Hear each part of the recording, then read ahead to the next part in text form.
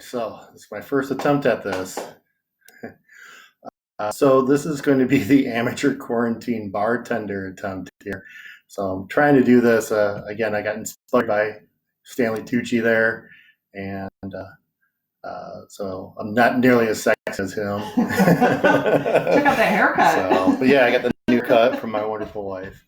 But no, I figured try to teach some people some new life skills out there to keep you busy while you're quarantined. Great thing to teach your kids. We're going to also talk about some math here.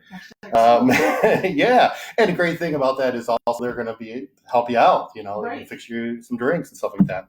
But I'm going to might be a weekly thing. We'll see. But I'm going to start off with my famous Tonitini that is always a favorite. So I'm going to talk about that and just some general how to make drinks at home and stuff like that. Again, I'm not a professional, complete amateur here. Taught everything myself. But the first thing I want to talk about are glasses. Get to know your glassware. Very important thing. For example, know how much liquid goes into your glass. Like, for example, here is a 6-ounce glass, and this is a 9-ounce glass. This is a professional's glass. Tonight, we're just going to stick with this 6-ounce, but just know the difference on there. You can always use a shot glass to figure out how many ounces it fills up. But it's a good idea to know that. So we'll get that out of the way before I break it. Another one. But yeah, so 6 ounces. So typically you don't want to fill it all the way up to the top. So you have about 5 ounces to play with. Let's talk about filling that up. So we have, make sure you always have a good jigger. I think these are technically called shot glasses. I like this one. It's a Japanese model. It goes 2 ounces and 1 ounce on the bottom, and it also has some measurements in the middle. And there's a generic one here. Again, it has little things in the middle, so you can actually see how many ounces you put in there. It's always important to measure on there. So like I said, know your things. So let's talk about ingredients here. So the Tonitini is made out of 5 primary ingredients. The one most important thing is the vodka. This is a small vodka. Followed by an orange liqueur.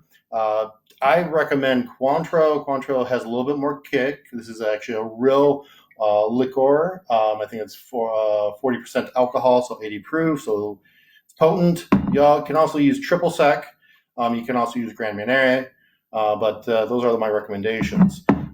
In addition to that, the key ingredients to this is actually the Palm Wonderful Juice.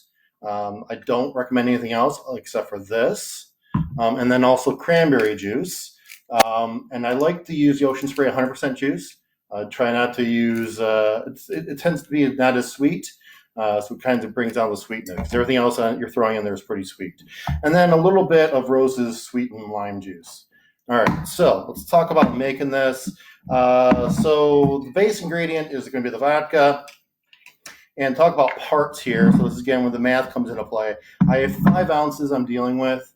So the ratio is 2 parts vodka, 1 part Cointreau, 2 parts pomegranate juice, and 1 part cranberry juice. So you add those all together, you got 6. Well, we have 5 ounces we're dealing with here. So just kind of work on that a little bit. So what I'm going to do is I have a 2-ounce shot here, so I'm going to go a little less than that. Just make things simple here. So this up. And again, the whole thing here is 2 ounces. So I'm going to fill that up there. So that's my 2 parts of vodka. And then again, like I said, I'm sticking with the Cointreau. I think this has a better taste to it. And with the vodka, again, it's a mixer, so don't go crazy. Tito's is sort of my go-to on there. I used to use Grey Goose, but I thought it was just too expensive for the taste. This tastes just as good and it's half the price. But of course, if you want really good, really great ones, I actually recommend Crystal Skull. That's like the best vodka you can get for this. And again, I'm going to flip this over because this is 1 ounce on this side here. And I'm making a mess, of course, but you're always going to make a mess when you're making some drinks. You're making it sloppy. All right, so the next thing, I'm going to get some pomegranate juice. And again, this is 2 parts, so same amount of vodka that you put in there is this. So I'm going to fill this up just under 2 ounces there. Put that in. Take that. And then the next thing is the cranberry juice. And again, this is about 1 ounce that I'm going to do with this setup here. Put that in. And then the roses lime. This, you don't need to measure. It's just a dash of this. So I'll throw a little bit in there. This sweetens it up a little bit, gives a little bit of kick. All right. Next thing you want to do while you're doing this is you want to get this cold. Throw some ice in here. Sorry for the noise.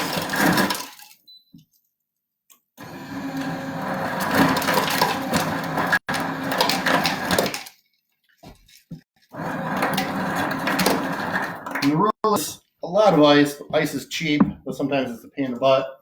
So fill it up with ice a good amount. The other thing you want to do is chill a glass. So I did chill this one, threw some ice in there, some water.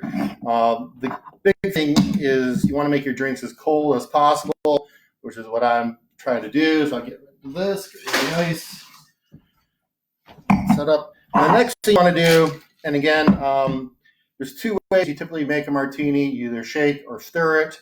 The big rule that I typically stick with is if there's a juice in there, I always do a shake. All right.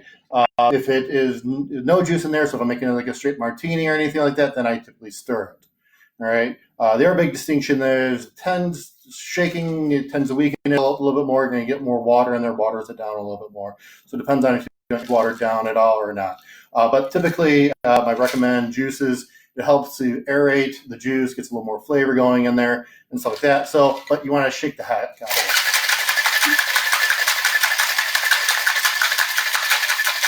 Recommendations about 30 seconds or until your arm gets tired.